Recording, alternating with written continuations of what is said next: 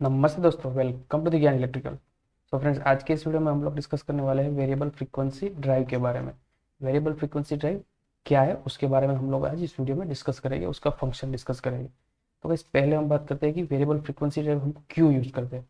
तो guys, industry में जो इंडक्शन मोटर जो है, इंडक्शन मोटर वो कांस्टेंट स्पीड मोटर है।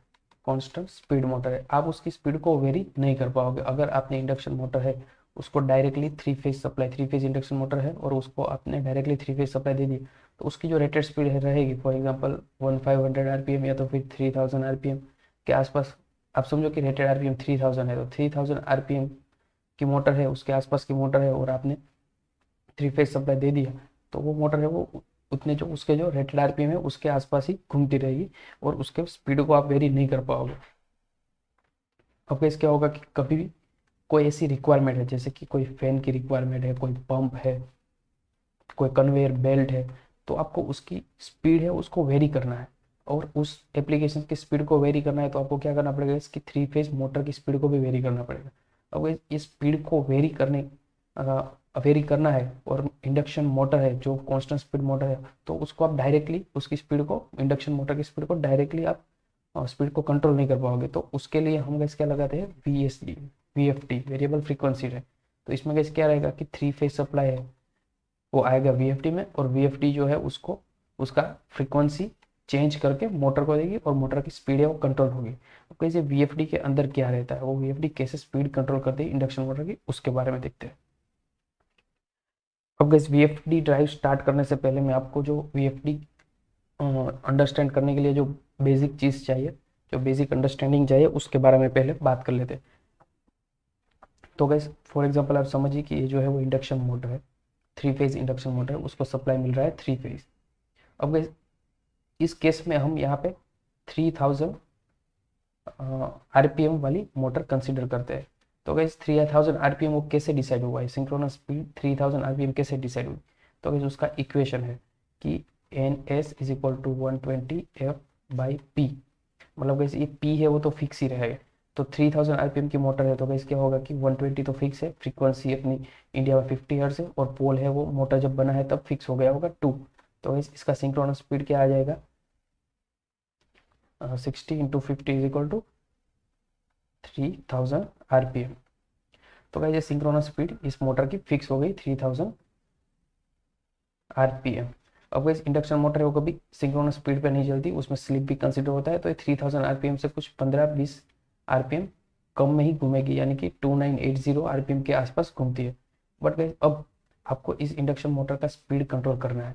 तो गाइस, क्या है कि 120 जो है वो भी फिक्स है, तो वो भी आप नहीं कंट्रोल कर पाओगे, और इंडक्शन मोटर एक बार मैन्युफैक्चर होगी तो उसका पोल भी फिक्स हो जाएगा, तो इसको भी आप कंट्रोल नहीं कर पाओगे, तो क्या बचा, फ्रीक्वेंसी। तो अब गाइस, क्या होगा कि ये जो इंडक्शन मोटर है, आप यहाँ पे समझिए कि ये इंडक्शन मोटर में 50 हर्ट्स आप सप्लाई दे रहे हैं सब बाहर से।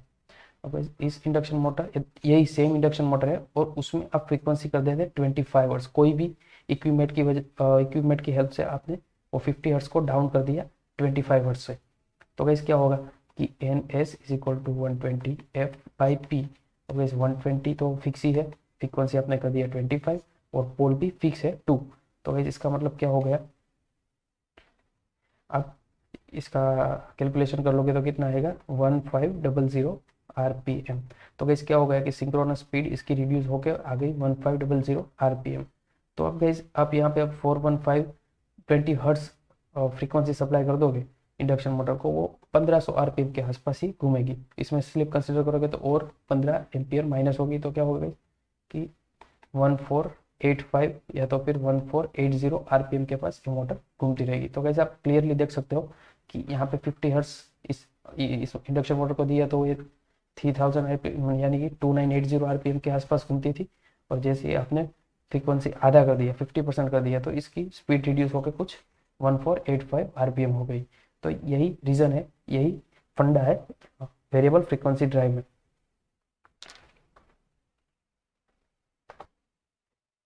कि जो वेरिएबल फ्रीक्वेंसी ड्राइव है वो फ्रीक्वेंसी को वेरी करेगी और इंडक्शन मोटर की स्पीड को कंट्रोल करेगी। अब गैस, क्या है कि जो इंडक्शन मोटर जो रहती है उसकी जो कोर जो रहती है, स्टेटर की जो कोर, वो भी गैस क्या रहता है कि एक कांस्टेंट फ्लक्स को कैरी करने के लिए बनी रहती है। तो गैस, आप डायरेक्टली सिर्फ फ्रीक्वेंसी को ही चेंज करोगे तो गाइस क्या होगा कि जो कोर है, मैग्नेटिक कोर है, वो सेचुरेट हो जाएगी, क्योंकि अगर जो फ्लक्स कांस्टेंट फ्लक्स है उससे ज़्यादा फ्लक्स कोर में प्रोड्यूस होगा तो वो कोर है वो सेचुरेट हो जाएगा और इंडक्शन मोटर फेल हो जाएगा। तो वो रीज़न ना हो, वो कंडीशन ना आए तो गाइस क्या करते हैं कि हम voltage as well as frequency दोनों को पैरेलली कंट्रोल करते हैं। अगर आपने फ्रीक्वेंसी को बढ़ाया तो आप वोल्टेज भी बढ़ाओगे तो क्या होगा कि फ्लक्स है वो कांस्टेंट रहेगा। सेम वे अगर आपने फ्रीक्वेंसी को डाउन किया, स्पीड को डाउन करने के लिए फ्रीक्वेंसी को डाउन किया, तो आप क्या करोगे कि वोल्टेज जो है उसको भी डाउन करोगे और कॉन्स्टेंट फ्लक्स जो है कांस्टेंट रहेगा, तो जो इंडक्शन मोटर की कोर है वो सेचुरेट नहीं होगी। तो जो वेरिएबल फ्रीक्वेंसी ड्राइव है, वेरिएबल फ्रीक्वेंसी ड्राइव वो voltage as well as frequency दोनों को प्रोपोर्शनली चेंज करेगी और इंडक्शन मोटर है उसकी स्पीड को कंट्रोल करेगी। तो चलो आगे देखते हैं वेरिएबल फ्रीक्वेंसी टाइप कैसे वर्क करती है।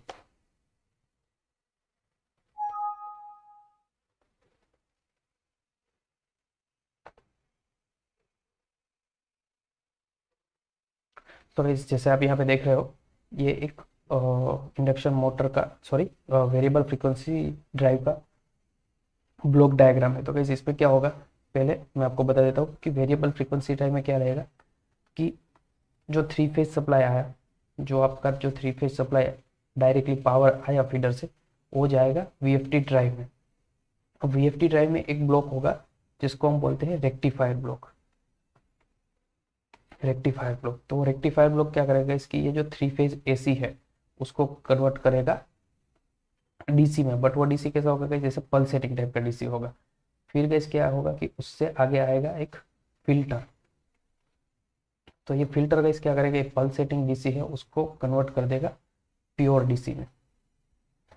और ये जो प्योर डीसी है वो आगे जाएगा और हो जाएगा इन्वर्टर यूनिट में। तो ये फर्स्ट यूनिट क्या है, रेक्टिफायर यूनिट, सेकेंड यूनिट है वो फिल्टर यूनिट, और थर्ड यूनिट है वो इन्वर्टर यूनिट। और जो इन्वर्टर यूनिट होगा इस क्या करेगा, ये जो डीसी है ये डीसी टू एसी में, डीसी को एसी में कंट्रोल आउटपुट कंट्रोल करेगा, और वो भी वोल्टेज एंड फ्रीक्वेंसी, जैसे मैंने यहाँ पे आगे आपको बताया, frequency as well as voltage दोनों को कंट्रोल करेगा। और ये जो control voltage as well as frequency है वो जाएगा डायरेक्टली मोटर में, और आपकी मोटर की स्पीड है वो कंट्रोल होगी। अब इस क्या होगा, देखो आगे हम देखते हैं, ये है पूरा ब्लॉक डायग्राम। जैसे मैंने अभी आपको आगे देखा है ऐसे कि ये एसी है वो डायरेक्टली प्योर एसी गया, 3 फेज एसी गया डायरेक्ट रेक्टिफायर यूनिट में। तो ये फिक्स रेक्टिफायर है गाइस, यहाँ पे डायोड वाले अनकंट्रोल्ड रेक्टिफायर है, डायोड कंट्रोल रेक्टिफायर है। तो गाइस क्या होगा कि डायरेक्टली ये कन्वर्ट कर देगा, जो भी एसी है उसको डायरेक्टली कन्वर्ट कर देगा ऐसे डीसी में, पल्सेटिंग डीसी में। और ये जो फिल्टर है वो डायरेक्टली इसको कन्वर्ट करेगा प्योर डीसी में। तो यहाँ पे कोई कंट्रोलिंग स्टेज नहीं है। जैसे ही आपने इनपुट 3 फेज दिया तो आपको तुरंत ही यहाँ पे डीसी आउटपुट मिल गया, क्योंकि ये डायोड एससीआर थ्रू नहीं हो रहा है, डायरेक्टली डायोड थ्रू हो रहा है। तो यहाँ पे अनकंट्रोल्ड रेक्टिफायर है। अब गैस क्या होगा कि नेक्स्ट जो स्टेज आएगा वो आएगा इन्वर्टर। जो भी गैस जो भी कुछ होता है कंट्रोलिंग का वो ये इन्वर्टर में होता है, जो वेरिएबल फ्रीक्वेंसी करता है और वोल्टेज को भी वेरी करता है, वो डायरेक्टली ये इन्वर्टर करता है। अब गैस क्या है कि इन्वर्टर में क्या है, ये 3 फेज इन्वर्टर है, यहाँ पे आईजीबीटीज लगा हुआ है, और ये आईजीबीटीज के यहाँ सेंटर में से तीनों फेज निकाले, आर वाई और बी। ये R Y B phase directly जाते हैं मोटर में। अब गैस क्या होगा कि यहाँ पे जैसे आप देख रहे हो कि अगर आपको 50 हर्ट्स मतलब कि फुल 100% आउटपुट चाहिए, 100% आउटपुट चाहिए, यानी कि 50 हर्ट्स का आउटपुट चाहिए, 50 हर्ट्स और 415 वोल्ट का आउटपुट चाहिए, तो क्या होगा इसकी, आप जैसे डीसीएस यानी कि जो ऑपरेशन वाले जो कंट्रोल करते हैं वहाँ से वो 4 to 20 मिली एम्पियर का फीडबैक आता है, एनालॉग फीडबैक, एनालॉग इनपुट आता है। वो एनालॉग इनपुट डायरेक्टली मिलेगा ड्राइव को।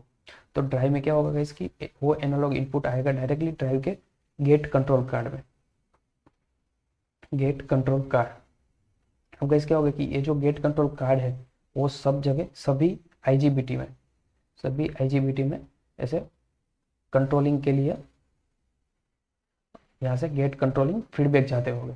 अब गाइस क्या होगा, जैसे ही आपने 100% का मतलब कि 4 to 20 मिली एम्पियर का, यानी कि 20 मिली एम्पियर, 20 मिली एम्पियर यानी कि 100 इज इक्वल टू 100%, और 4 इज इक्वल टू 0%। तो जैसे ही 20 मिली एम्पियर का सिग्नल मिला गेट कंट्रोल कार्ड को, तो वो क्या करेगा कि उस प्रोपोर्शनली उसी हिसाब से वो ये जो IGBT है उसको ट्रिगर करवाएगा, और इसका जो आउटपुट मिलेगा इन्वर्टर का आउटपुट वो आपको मिलेगा 415 वोल्ट 50 हर्ट्ज। तो क्या होगा गाइस कि ये जो मोटर है वो पूरा पूरा अपना 3000 आरपीएम के आसपास घूमेगा, और ये फुल स्पीड पे घूमेगा। अब जैसे ही आपको मोटर का स्पीड है उसको रिड्यूस करना है, तो गाइस क्या करेगा कि जैसे ही ऑपरेशन वाला या तो फिर जो DCS वाले हैं वो क्या करेगा उसको उस 4 to 20 मिली एम्पीयर है उसको रिड्यूस करेगा, कुछ जितना उसको चाहे उस हिसाब से परसेंटेज डालेगा 90%।